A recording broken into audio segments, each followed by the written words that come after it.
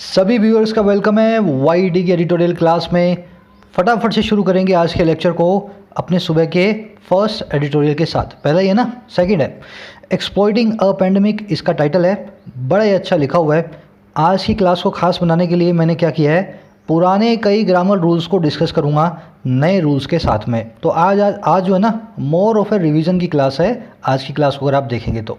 चलिए शुरू करते हैं फटाफट से। थोड़ा अच्छा लिखा हुआ है, कह रहा पेंडेमिक और कर रहे हैं उसको exploit.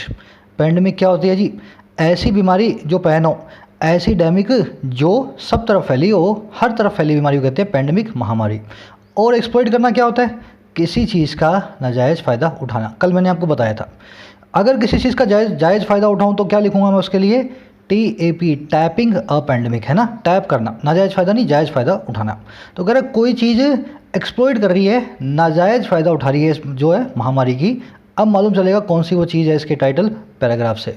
Correct, Trump's immigration policy is more campaign point than response to impact of the virus.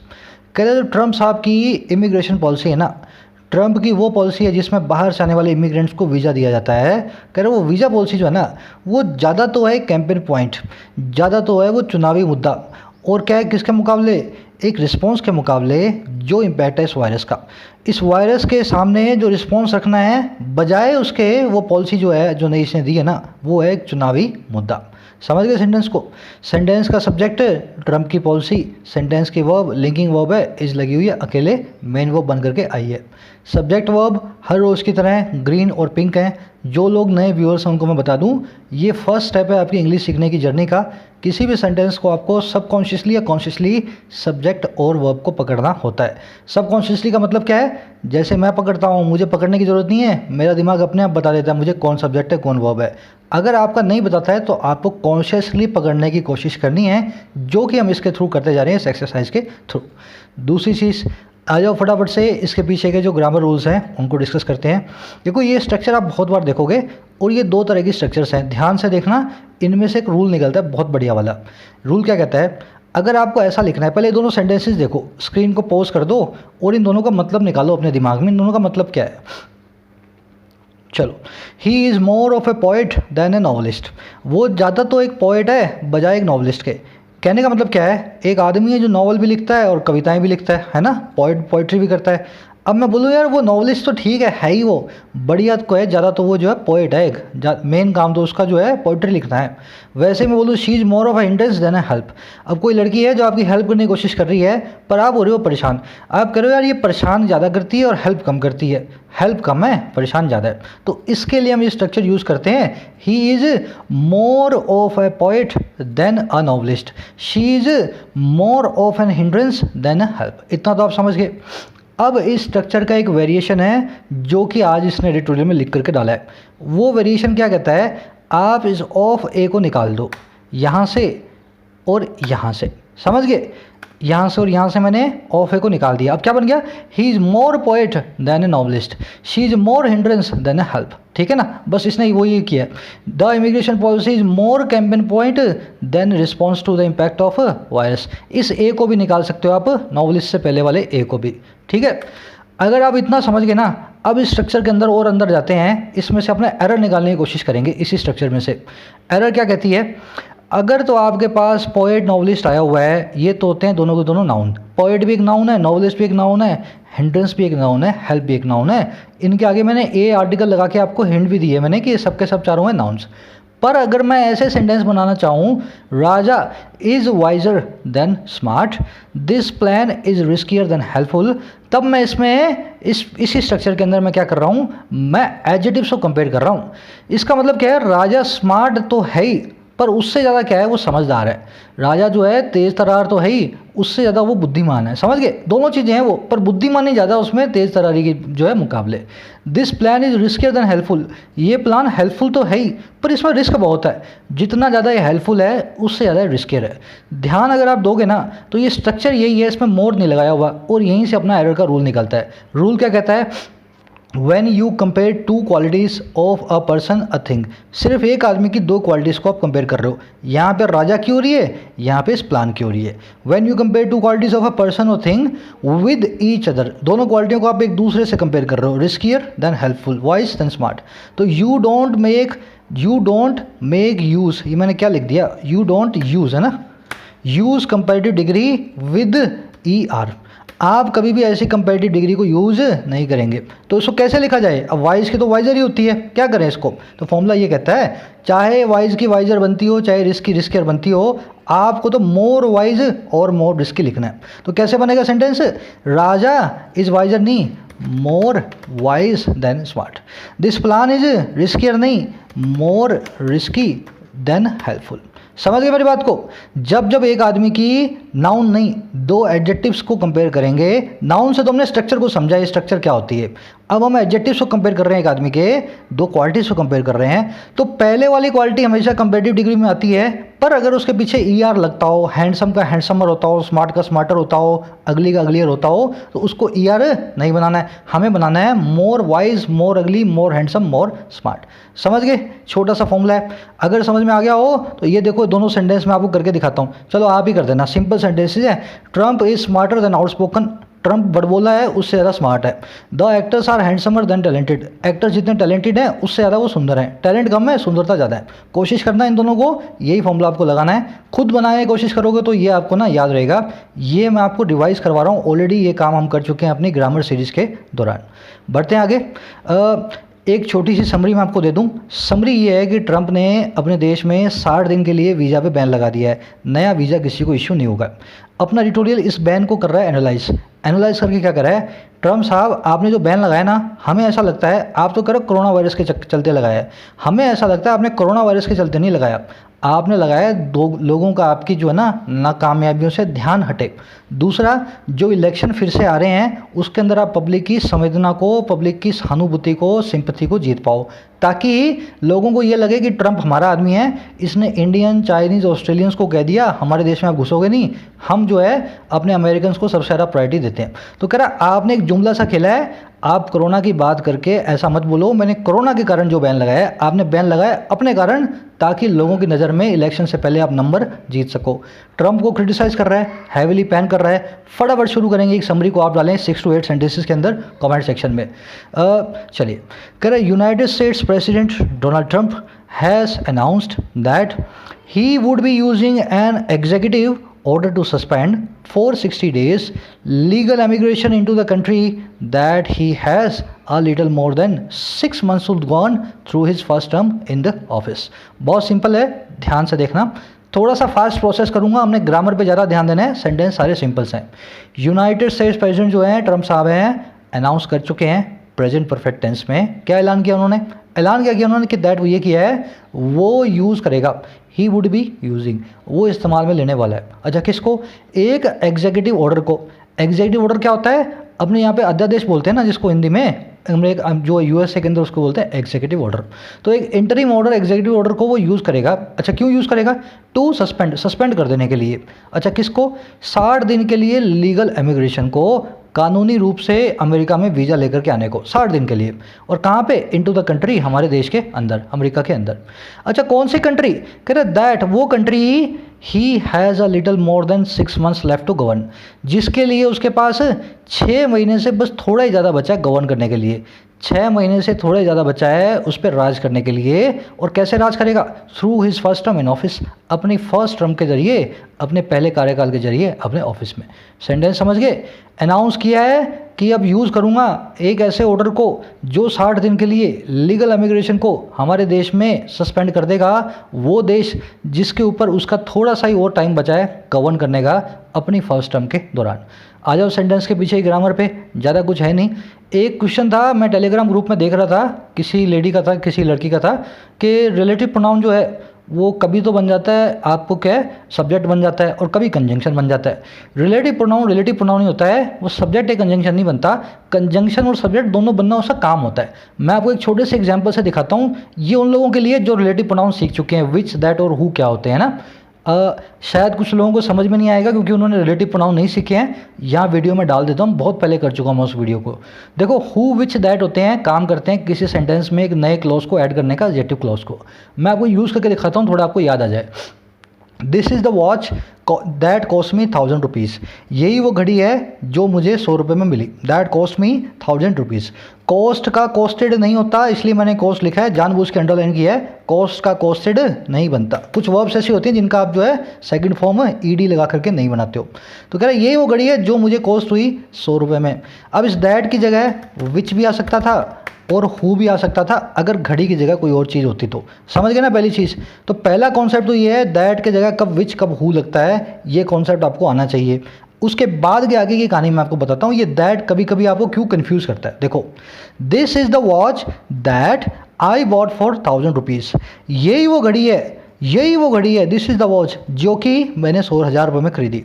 यहाँ पे दैट जो है ना, इस कॉस्ट का सब्जेक्ट बना हुआ है, यहाँ पे दैट बना हुआ है, कंजंक्शन का काम कर रहा है। किसी किसी को ऐसा लगता है सर ये दैट जो है ना, ये तो रिलेटिव प्रोनाउन नहीं है, ये रिलेटिव प्रोनाउन है, ये कंजंक्शन है।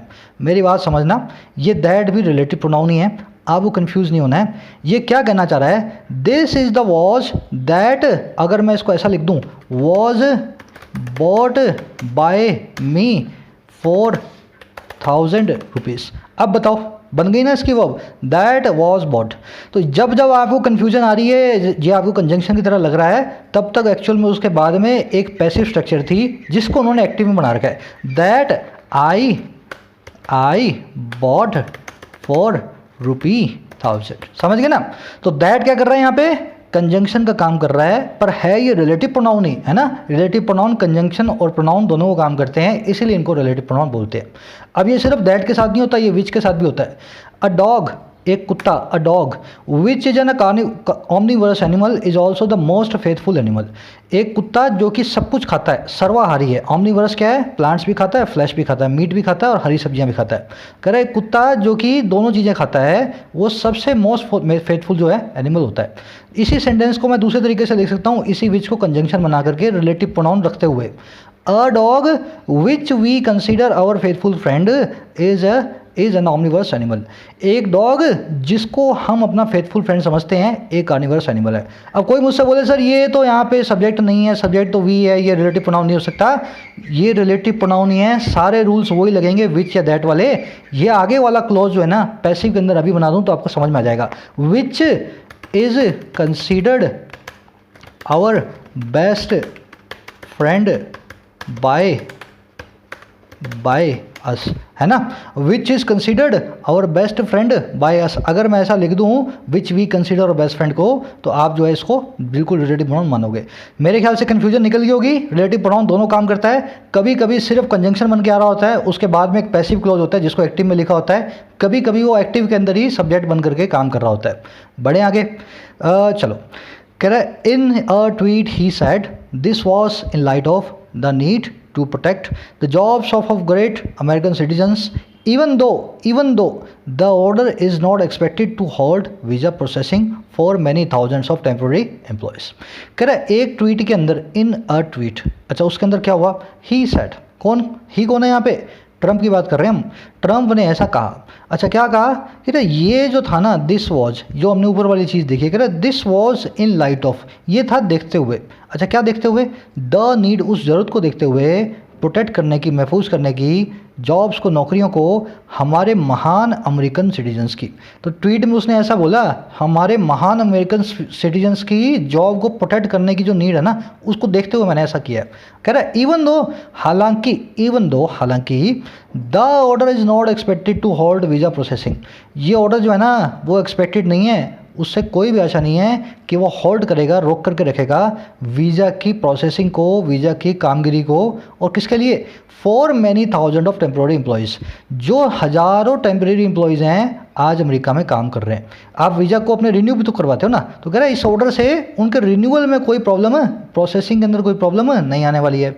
अच्छा कैसे है ये, कह रहा potentially including a sizeable amount of Indian nationals, जिसमें पोटेंशियल ऐसी है, जिसमें लाइकलीनेस ऐसा है, संभावना ऐसी है कि इंक्लूड करते हैं वो एक बहुत बड़े नंबर को, भारत के नागरिकों की, इंडियन नेशनल्स की। और कहाँ पे, in the H1B skilled worker category. इस H1B नाम की स्किल वर्कर की कैटेगरी में ऐसे वर्कर जो कि blue collar jobs, white collar jobs करते हैं, जो कि अच्छे काम करते हैं, डॉक्टर्स, इंजीनियर्स जो हैं, सॉफ्टवेयर इंजीनियर्स। समझ गए सेंटेंस को? एक बार मैं यहाँ तक रिपीट कर दूँ क्योंकि सेंटेंस जो है ना अभी इतना और चलने वाला आगे, फटाफट देखना फिर ताकि आप आगे वाला समझ पाओ। एक ट्वीट के अंदर उसने कहा ये सब था देखते हुए उस नीड को जो थी प्रोटेक्ट करने की जॉब्स को ग्रेट अमेरिकन सिटीजन्स की, यहाँ तक कि जबकि ये ऑर्डर जो है एक्सपेक्ट नहीं किया है इससे कि ये रोक के रखेगा वीज़ा की प्रोसेसिंग को कई हज़ारों लोगों की जो है टेम्प्रेरी एम्प्लॉयज़, और जिनमें संभावित है इंक्लूडेड हैं एक बहुत बड़ा नंबर ऑफ इंडियन नेशनल्स जो कि इस कैटेगरी में आते हैं, H1B स्किल्ड वर्कर कैटेगरी में। अब देखो सेमीकोलम, अब एक दूसरी कैटेगरी को यहाँ पे ये कर रहा है इंट्रोड्यूस, कह रहा है and seasonal workers in areas like landscaping, agri business and service jobs in hospitality. कह रहा और सीजनल वर्कर्स हैं ऐसे वर्कर्स जो हर सीजन में वहाँ पहुँचते हैं, है ना, और किस एरियाज़ में? उन एरियाज़ में जैसे कि ये लैंडस्केपिंग का काम, गार्डनिंग का काम, बागवानी का काम, एग्री बिजनेस ऐसे बिजनेसेस जो एग्रीकल्चर के ऊपर डिपेंड करते हैं, सर्विस जॉब्स इन हॉस्पिटलिटीज़ होटल्स के अंदर हॉस्पिटलिटी सेक्टर में वेटर की, मैनेजर की नौकरी। कह रहा है ये जो लोग हैं ना सीजनल वर्कर्स, अच्छा कौन लोग हैं? Who fall into H2B category, जो कि इस कैटेगरी में फॉल करते हैं, इस H2B कैटेगरी में। समझ गए सेंटेंस को? सेंटेंस देखो इतना लंबा सेंटेंस है, ध्यान से अगर आप देखो तो सारे पीस मैंने जोड़ दिए हैं। कह रहा हो सकता है इससे ये ऐसा कहा हो, लेकिन इस ऑर्डर से कोई भी एक्सपेक्टेशन नहीं है कि इस कैटेगरी के लोगों को ये रोक पाएगा। अगर इस सेंटेंस से मुझे RCA क्वेश्चन बनाना होता तो मैं आपसे क्या पूछता, which of these include H2B category जो वर्कर्स इन USA। अब मैं आपसे क्या पूछता, H2B के अंदर लैंडस्केपिंग डाल देता, फिर मैं डाल देता साथ के अंदर स्किल्ड वर्कर्स जैसे डॉक्टर डाल देता, इंजीनियर डाल देता, एक सॉफ्टवेयर डिजाइनर डाल देता। समझ गए ना?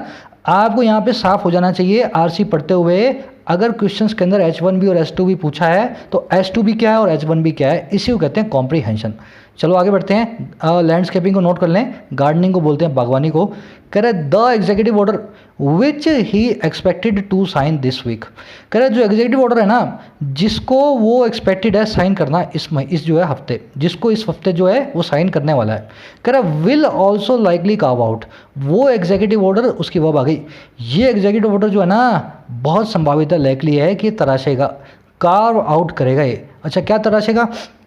एग्जाम्पशंस तराशेगा, राहतों को तराशेगा, किन के लिए? For certain categories of essential workers, कुछ एसेंशियल वर्कर्स की कैटेगरी के लिए, ऐसे एसेंशियल वर्कर्स जो बहुत ज़रूरी है। कह रहा including those in health care and who have a critical role to play in fighting the ongoing pandemic, जिसमें शामिल है दोज वो लोग जो हैं हेल्थ केयर में, डॉक्टर्स, नर्सेज, और वो लोग जिनका एक बड़ा क्रिटिकल रोल है फाइट करने में, किसको? इस ऑनगोइंग अभी जो हाल में चल रही बीमारी को। कह रहा and those who seek to immigrate via their immediate relative, और वो लोग जो सीख करते हैं, कोशिश करते हैं अमेरिका में घुसने की, इमिग्रेट करने की अपने इमीडिएट रिलेटिव्स के जरिए, हस्बैंड के पीछे वाइफ, वाइफ के पीछे उसके पापा। समझ गए ना? तो कह रहे इनको भी एग्जाम्पशन जरूर मिलेगी इस ऑर्डर के अंदर। अब आपसे क्वेश्चन पूछ सकता है कौन कौन से लोग एग्जेम्प्टेड होंगे इस ऑर्डर के अंदर, जो एग्जीक्यूटिव ऑर्डर आएगा किन किन लोगों को एग्जाम्पशन मिल सकती है। तो यहाँ से आपको एक चीज़ साफ होनी चाहिए RC के साथ साथ, अगर आपसे सवाल पूछना है उसने RC के अंदर। तो सेंटेंस पे देखने वाली एक चीज़ है जो मैंने अभी आपको ऊपर बताया था, विच या दैट जो है कभी कभी रिलेटिव प्रोनाउन होते हुए सब्जेक्ट नहीं होता है दूसरे क्लोज का, देख लो यहाँ नहीं है। The executive order which he is expected, जिसको उससे एक्सपेक्टेशन है साइन करने की। इसके बाद में अगर मुझे इसको सब्जेक्ट बनाना होता तो बाद वाले क्लोज को पैसिव में बदल देना है, which is expected by him to sign this week. समझ गए ना? ये पैसिव में है, इसको एक्टिव में बनाया तब मुझे यहाँ पे विच को इसका सब्जेक्ट बनाया जो है सही नहीं लगा मुझे, मैंने इसको नहीं बनाया। आगे बढ़ें। कार्व आउट करना मतलब तराशना, आप मूर्ति को तराशते हो ना उसको कहते हैं कार्विंग आउट करने का काम। ये ऑर्डर को यही कार्व आउट करने वाला है। कह रहे the question that mister Trump's actions backs is whether this is a genuine attempt to mitigate the impact of the accompanying economic crisis. कह रहे जो सवाल है ना, जो कि अब देखो रिलेटिव प्रोनाउन आया वही दैट वाला, कंजंक्शन बन के, सब्जेक्ट नहीं है यहाँ पे। कह रहे सवाल वो कि जिसे ट्रंप के एक्शन बैक करते हैं, जिसको चीख चीख के ट्रंप के एक्शन भीख मांगते हैं। बैक करने का मतलब क्या होता है? भीख मांगना या किसी चीज़ को जो है हाजिर करना। कह रहे सवाल जो ट्रंप के जो एक्शन हाजिर करते हैं, और वो क्या हाजिर करते हैं, वो सवाल क्या है? वेदर, हाँ के ना, this is a genuine attempt, ये एक जेन्युइन अटैम्प्ट है या नहीं। जेन्युइन अटैम्प्ट जानते हैं ना, सही अटैम्प्ट। अच्छा किस चीज़ का? मिटिगेट करने का, आसान बनाने का, इम्पैक्ट को, असर को, किसके, इकोनॉमिक क्राइसिस के, ऐसे जो है आर्थिक क्राइसिस के जो अकॉम्पनी करने वाला है, जो इस बीमारी के साथ में कंपनी देता हुआ आया है। और किसके लिए मिटिगेट करना है? फॉर अमेरिकन वर्कर्स, अमेरिका के वर्कर्स के लिए। तो पहला सवाल तो ये है कि वास्तव में कि क्या ये एक जेन्युइन मूव अमेरिकन लोगों के लिए लिया है ट्रम्प साहब ने। अच्छा, दूसरा सवाल क्या है? और whether it is a diversionary tactic design to shore up president's flagging political capital. हाँ कि ना कि ये एक डाइवर्शनरी टैक्टिक है, ऐसी टैक्टिक, ऐसा दांवपेच जो डाइवर्जन के काम आए, मुद्दों से, सबका रियल इश्यू से ध्यान भटकाने में काम आए। क्योंकि कहाँ के ना ये ध्यान भटकाने वाली एक दांवपेच है जो कि डिज़ाइंड है डूबते हुए को उबारने के लिए, शोर अप करने के लिए, किसी चीज़ को पानी से बाहर निकालने के लिए। अब वो चीज़ क्या है? प्रेसिडेंट की कमज़ोर होती राजनीतिक निधि को, पॉलिटिकल कैपिटल को, सियासी पूंजी को। समझ गए ना? अच्छा, कब? इन द वेक ऑफ, देखते हुए, इन द वेक ऑफ मतलब in the light of, correct, in the light of या इन द वेक ऑफ, देखते हुए, what many have described as his ineffective crisis management strategy, देखते हुए जिसको बहुत लोगों ने डिस्क्राइब किया है, और किसकी तरह किया है? उसकी इनइफेक्टिव क्राइसिस मैनेजमेंट स्ट्रेटजी की तरह।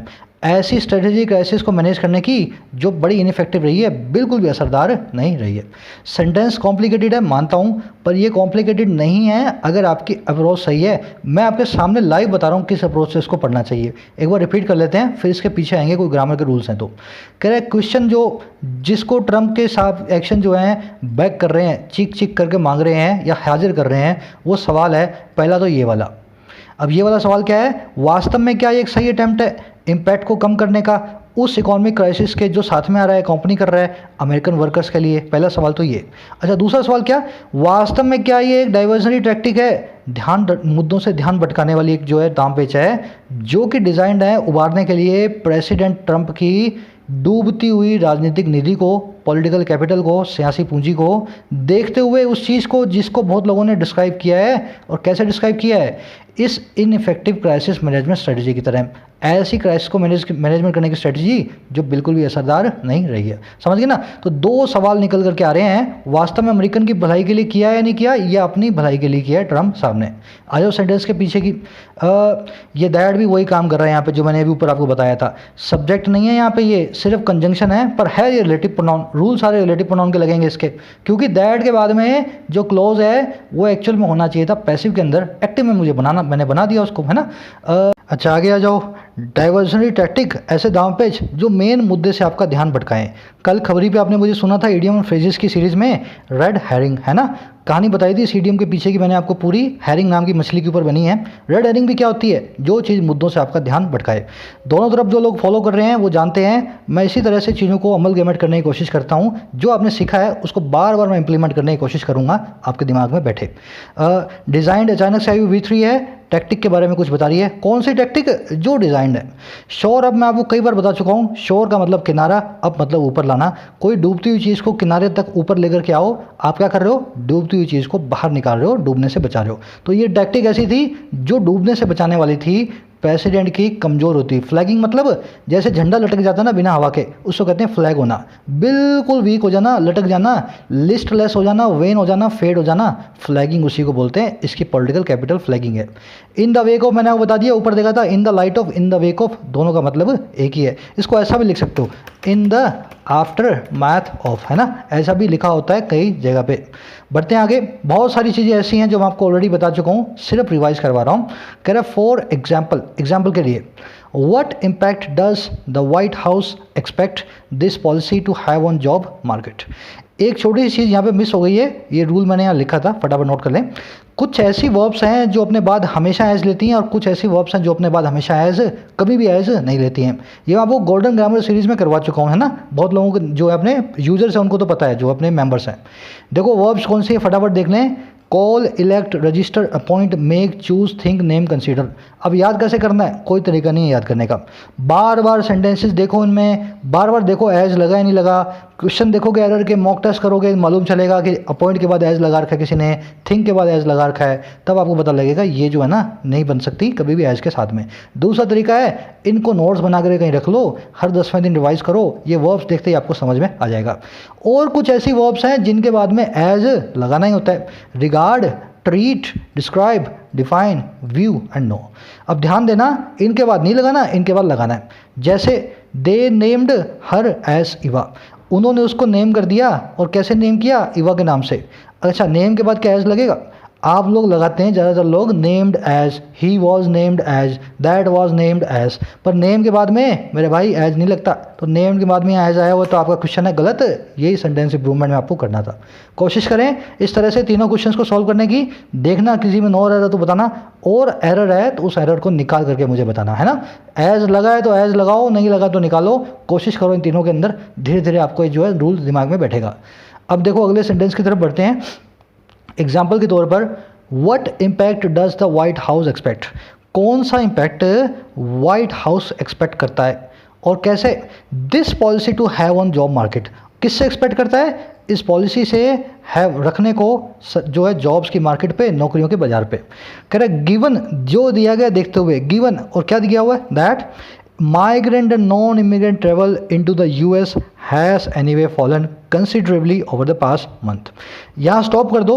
जिन लोगों का आरसी अच्छा है, जो लोग अच्छे से पढ़ पाते हैं, 2 सेकंड, 5 सेकंड, 10 सेकंड, 1 मिनट, जो जितना लो, मुझे बताना इसका मतलब क्या है इस लाइन का। अगर आप पहले खुद कोशिश करोगे ना, फिर मुझसे सीखोगे तो मज़ा आएगा आपको। चलो, कह रहा दिया गया देखते हुए, माइग्रेंट और नॉन इमिग्रेंट जो ट्रैवल है ना, माइग्रेंट और नॉन इमिग्रेंट लोगों का यूएस में आने का काम है। ट्रैवल यहाँ पे एक नाउन की तरह काम कर रहा है, वर्ब नहीं है यहाँ पे। कह रहा है ये जो ट्रैवल है ना अमेरिका के अंदर, ये एनीवे वैसे भी फॉल हो चुकी है, हैज़ फॉलन, गिर चुकी है, कम हो चुकी है, कंसिडरेबली, बहुत ज़्यादा। और कब? ओवर द पास्ट मंथ, पिछले मंथ के दौरान। कह रहा क्यों? कह रहा as the corona virus toll has soared in the country to over 826,000 people infected and 440,000 death. Correct, क्योंकि जो कोरोना वायरस की टोल है ना, जो कोरोना वायरस से होने वाला जानी नुकसान है, टोल क्या बोलता है? या तो कोई टैक्स हो या जान का नुकसान हो। तो कोरोना वायरस होने वाली जो मौतें हैं वो सोर कर गई हैं, इतनी ऊपर कर चढ़ गई हैं इस देश में। और कितनी? 8, इतने लोग तो इन्फेक्टेड और इतने लोग डेड। समझ गए सेंटेंस को? एक बार रिपीट कर दूं, लंबा सेंटेंस है। एग्जाम्पल के तौर पे, क्या इम्पैक्ट वाइट हाउस एक्सपेक्ट करता था इस पॉलिसी से कि वो ये पॉलिसी रखेगी जो है जॉब के मार्केट पे, देखते हुए इस चीज़ को कि ये जो 2 चीज़ें हैं, ये 2 तरह के लोग हैं, जो उनका जो ट्रैवल है यूएस के अंदर वैसे ही कम हो चुका था और बहुत ज़्यादा कम हो चुका था पिछले मंथ के दौरान, क्योंकि पूरी कंट्री के अंदर टोल जो है बढ़ती जा रही है कोरोना वायरस से। और कैसे? इतने लोग इन्फेक्ट हो गए, इतने लोग डेड हो गए। कह रहे वैसे ही अमेरिका में कोई नहीं आ रहा था, कौन जाएगा न्यूयॉर्क के अंदर आज की डेट में मरने के लिए? आपने इसकी पॉलिसी को क्यों निकाला?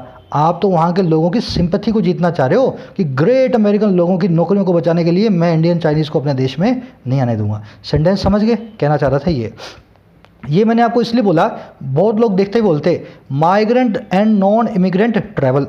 अगर इसको सब्जेक्ट बना दूं तो वर्ब भी बड़े शानदार तरीके से बनती है ना, सब्जेक्ट प्लूरल, वर्ब भी प्लूरल, बिना इसके। पर ध्यान दोगे आगे, और हैज़ एनीवे फॉलन, तो ये जो है ना, ये एक्चुअल मेन वर्ब। अगर ये मेन वर्ब है तो इसका क्या करोगे?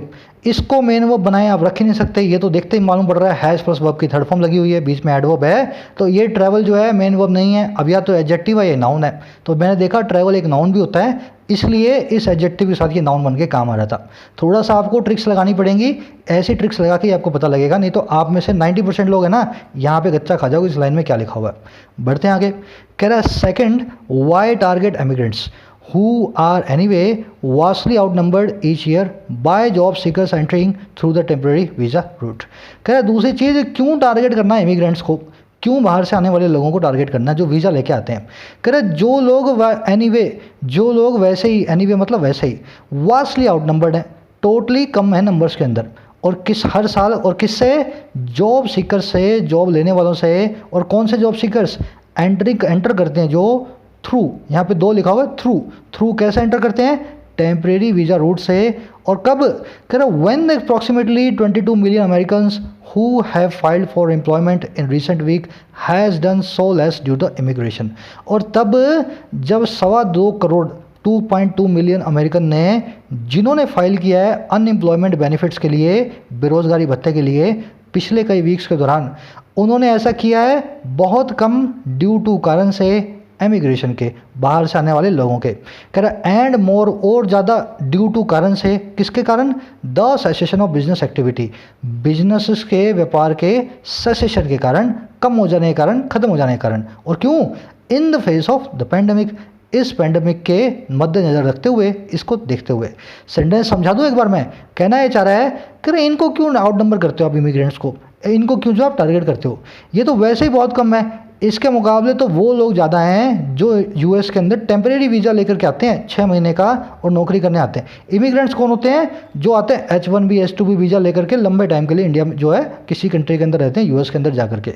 और कह रहा है ये जो है ना, इनसे ज़्यादा तो वो वाले हैं जो हमेशा 6 महीने के लिए आते हैं मजदूरी करने अमेरिका के अंदर, उनको पकड़ते हैं आप।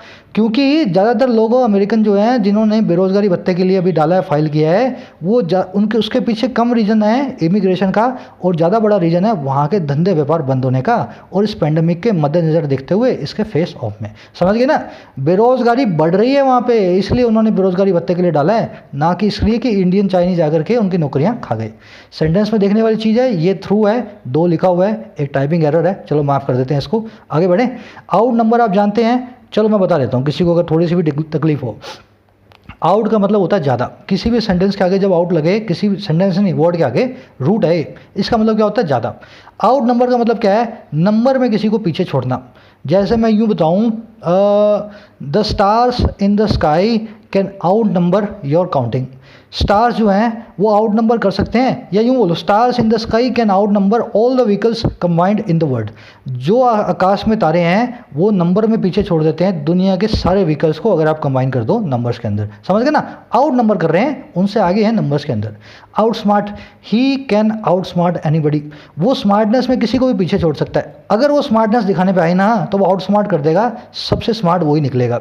Out way, you can out way an elephant. तुम एक हाथी से भी भारी हो, यू कैन आउट वे, वजन के मामले में तुम हाथी को भी पीछे छोड़ दो। She can outwit her sister. Wits के मामले में, नॉलेज के मामले में, बुद्धिमानी के मामले में अपनी बहन से वो आगे है, समझ गए ना? Out way, out smart, outwit, इस तरह से आप आउट नंबर वर्ड को जो है याद रखें आउट रूट के साथ। चलो आगे करते हैं। कोशिश मैं ये करता हूँ आपको प्रैक्टिकली बताऊँ, मैं ये चीज़ें डिक्शनरी देख करके कोई सीखा भी नहीं है, और ये सीखता है ना सिर्फ और सिर्फ रीडिंग से। तो आपको ऐसा नहीं है मैं बता रहा हूँ तो रीडिंग बंद कर देनी है अपनी। रीडिंग के अंदर ये चीज़ें आपको आएंगी, खुद देखोगे, आपके सर ने बताई थी, देखो आउट नंबर ऐसा यूज़ किया हुआ है, आउट वे ऐसा यूज़ किया हुआ है ना? आगे बढ़ें।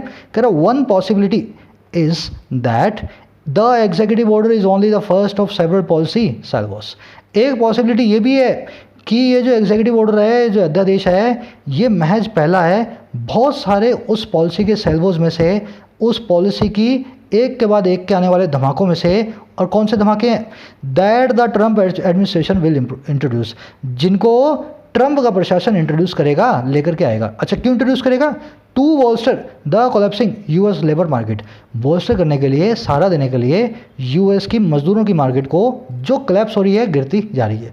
अब देखो ये ट्रम्प की अच्छी बात को भी कहना चाह रहा है। अरे एक पॉसिबिलिटी ये भी है कि बिल्कुल सही भावना से ट्रम्प ने ऐसा किया हो, वहाँ के मजदूरों को वास्तव में राहत पहुँचाने के लिए किया हो, और ये सिर्फ पहला स्टेप है उस पॉलिसी के सैल्वोस में, जिसमें बहुत सारे ऐसे स्टेप और आने वाले हैं आगे, समझ गए ना? अगर अच्छी भावना से किया है तो ये पहला स्टेप है, और स्टेप भी इसके बाद आएंगे। सैल्वोस वर्ड को आप समझ लें, अगर याद रखना है ना आपको, ये ऐसा धमाका होता है जो एक के बाद एक होता है। अब लड़ी छोड़ दो ना, वो कई बार 10 मिनट जलने वाली एक लड़ी आती है, वो बड़ी वाली है ना, कई लोग छोड़ते हैं पागल, वो 10 मिनट तक क्या फटफट बजती जाएगी वो। उस लड़ी के जो धमाका है ना, उसको कहते हैं सैल्वोस, अगर आपको समझना हो तो। दूसरा किसको कहते हैं? बंदूकों की सलामी होती है, 12 जो है सैनिकों ने, फौजियों ने शहादत के ऊपर बंदूकें चलाई, तो उसको कहते हैं सैल्वोस। तो कह रहा पॉलिसी का ऐसा ही सैल्वोस, ऐसा ही धमाका, ऐसा ही बैरेज, ऐसी वॉली, ऐसा ही आउटबर्स्ट एक के बाद आने वाला है। कह रहा येट फिर भी if such a comprehensive strategy does not emerge in the coming weeks and months, then that only suggests that the president has pivoted to his signature campaign issue. कह रहा फिर भी अगर ऐसा डिटेल्ड स्ट्रेटजी इमर्ज नहीं होती है, ऐसी कॉम्प्रिहेंसिव एक स्ट्रेटजी निकल करके उभर करके नहीं आती है आने वाले हफ्तों और महीनों के अंदर, कह रहा अगर ऐसा हुआ तो कह रहा ये सिर्फ यही सजेस्ट करेगा, ऊपर पूरी वाली बात सिर्फ यही इशारा करेगी कि प्रेसिडेंट पिवट कर चुका है, प्रेसिडेंट अपनी तरफ झुक चुका है, एक तरफ झुक चुका है। अच्छा, वो कौन सी तरफ झुका है? उसके सिग्नेचर कैंपेन इश्यू की तरफ, उसके तकिया कलाम चुनावी मुद्दे की तरफ। और वो कौन सा मुद्दा है? इमिग्रेशन का, बाहर से आने वाले लोगों को रोकने का।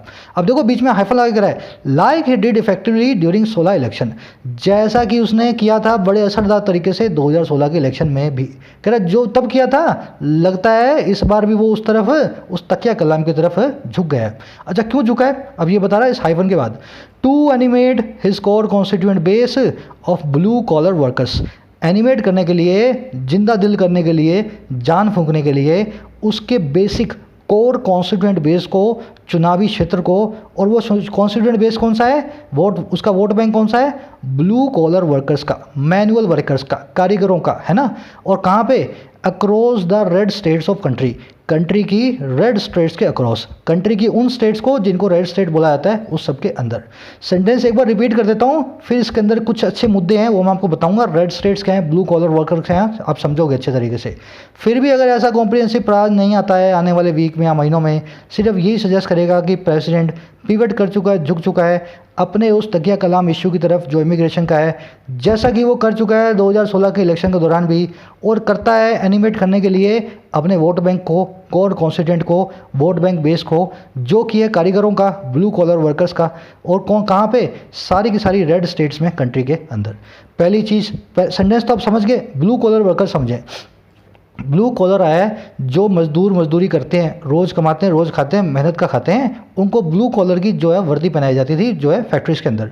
अब चाहे बदल दी हो, अब ब्लू की जगह वाइट हो गया हो, ब्लैक हो गया हो, रेड हो गया हो, पर ब्लू कॉलर वर्ड उनके साथ में रह गया।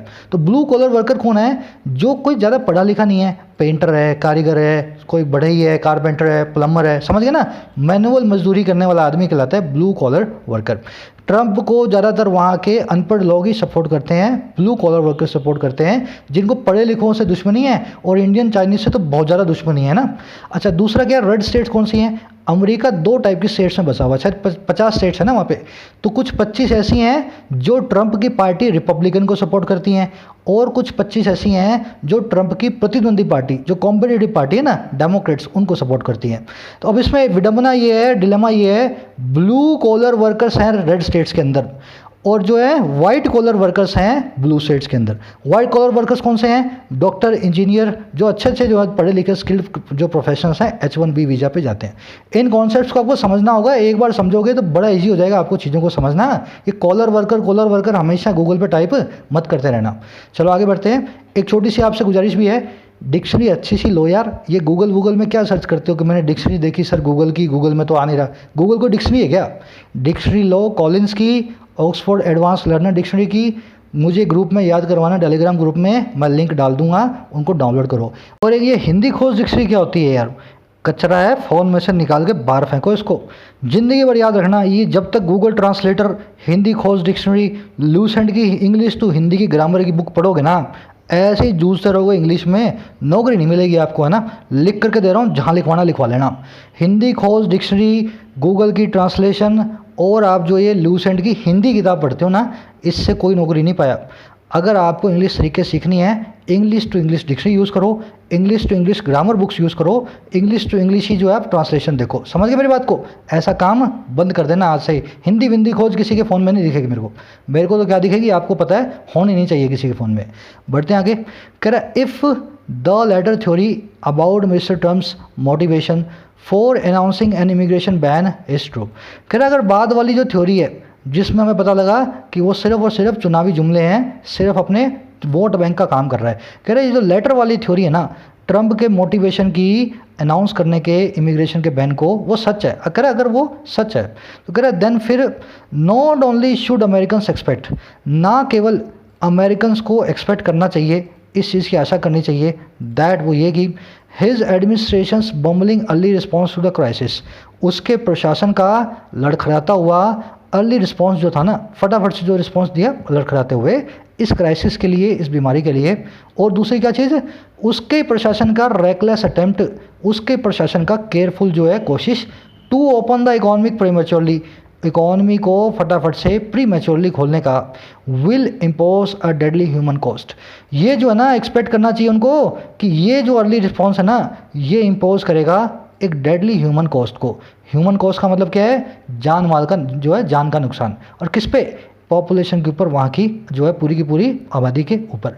तो कह रहा है ना केवल अमेरिकन को ये एक्सपेक्ट करना चाहिए कि उसकी आबादी को ख़त्म कर देगा ये ट्रंप इस तरीके से, और कह रहा है दूसरी क्या चीज़ एक्सपेक्ट करनी चाहिए, बट ऑल्सो साथ ही साथ that his strident policy rhetoric on immigration will exacerbate the deep division, कि उसका जो स्ट्राइडेंट कानों को बहरा कर देने वाला पॉलिसी की जो चिकनी चुपड़ी बातें हैं ना, रिटोरिक है, जो समझा बुझा करके वो सबको बोलता है स्टाइल में, रिटोरिक में कह रहा है, और किस पे, इमिग्रेशन पे, वो एक्सेसरबेट करेगा और ज़्यादा बुरा बना देगा डीप डिवीज़न को, गहरी खाइयों को इन अमेरिकन सोसाइटी, वहाँ के समाज में, इन द मंथ्स अहेड, आने वाले मंथ्स के अंदर। देखो ये सेंटेंस है, ये पूरा अब क्या करें, सेंटेंस इतना लंबा है, यहाँ से समझा देता हूँ, ऊपर वाला तो आप समझ गए अगर ये बात सच है तो कह रहे अगर ये बात सच है ना, तो ना केवल अमेरिकन को एक्सपेक्ट करना चाहिए कि उसका एडमिनिस्ट्रेशन का जो लड़खड़ाता हुआ रिस्पॉन्स था इस क्राइसिस के लिए, और उसके जो रेकलेस अटैम्प्ट हैं खोलने के इकॉनमी को फिर से फटाफट ये इम्पोज कर देने वाले, लगा देने वाले हैं एक बहुत बड़े नुकसान को वहाँ की पॉपुलेशन पे, जो होगा जानों का। बल्कि उसका जो स्ट्राइडेंट पॉलिसी रिटोरिक है, कानों को जो है बहरा कर देने वाला, चिल्ला चिल्ला करके बोलने वाला, जो उसकी चिकनी चुपड़ी बातें रिटोरिक है इमिग्रेशन के ऊपर, ये और बुरा करने वाला है समाज के अंदर की डीप डिविजन्स, खाइयों को अमेरिकन सोसाइटी में आने वाले मंथ्स के अंदर। समझ गए सेंटेंस को। यहाँ पे विल रिस्पॉन्स का सब्जेक्ट अर्ली रिस्पॉन्स ही नहीं बल्कि रेकलेस अटेम्प्ट भी है। मैंने इसको किया नहीं है, चलो किसी को बुरा ना लगे, मैं फटाफट इसको कर देता हूँ मार्क। वैसे तो सेंटेंस पूरा हो गया, ये अपना एडिटोरियल पूरा हो गया। एक छोटा सा रूल डिस्कस कर रहा हूँ, जिन लोगों को जल्दी है वो बंद भी कर सकते हैं वीडियो, जिनको ज़्यादा लंबी लग रही हो। नोट ओनली बट ऑल्सो आपको यूज़ करना मैंने बहुत बार सिखाया है, पर इसके साथ में एक चक्कर भी है। ये सब के सब नेगेटिव एडवर्ब्स हैं जो मैंने यहाँ पे लिख दिए हैं। Never, rarely, hardly, rarely, scarcely, not only, only later, only then, only later, 2 बार आ गया के, little, no sooner, no way. सब के अंदर जो है ना हमेशा नेगेटिव सेंस होता है। यहाँ पे एक और लिख लो, नो वेयर। जब जब ये एडवर्ब शुरू में आती है ना तो सेंटेंस इन्वर्टेड हो जाता है, हेल्पिंग वर्ब सब्जेक्ट से पहले आ जाती है। आप ऐसा बोल सकते हो, he has never seen A movie, उसने ज़िंदगी में किताब जो है मूवी नहीं देखी, कभी एक जो है उसने फिल्म नहीं देखी। पर इसको ऐसा नहीं बोल सकते आप, never he has seen A movie. जैसे ही नेवर शुरू में आएगा, ये हैज़ जो है ना, हैज़ ये ही से पहले आ जाएगा, सेंटेंस इन्वर्टेड हो जाएगा। Never has he seen a movie, इस तरह से सेंटेंस बनता है। वैसे ही नॉट ओनली अगर लगा है, he is not only smart but also magnanimous, ना केवल वो स्मार्ट है बल्कि बड़े दिल वाला है, मैग्नानिमस भी है। इसको अगर मैं नॉट ओनली शुरू में लाऊंगा ना, तो not only is he smart, अब ये इज़ किससे पहले आ जाएगा, ही से पहले। Not only is he smart but also magnanimous. ऐसे लिटल को मैंने शुरू में यूज़ किया तो लिटल डिड शी नो, नहीं little did, little she knew नहीं आएगा, लिटल शी डिड नो आएगा अबाउट द चैलेंजेस अहेड।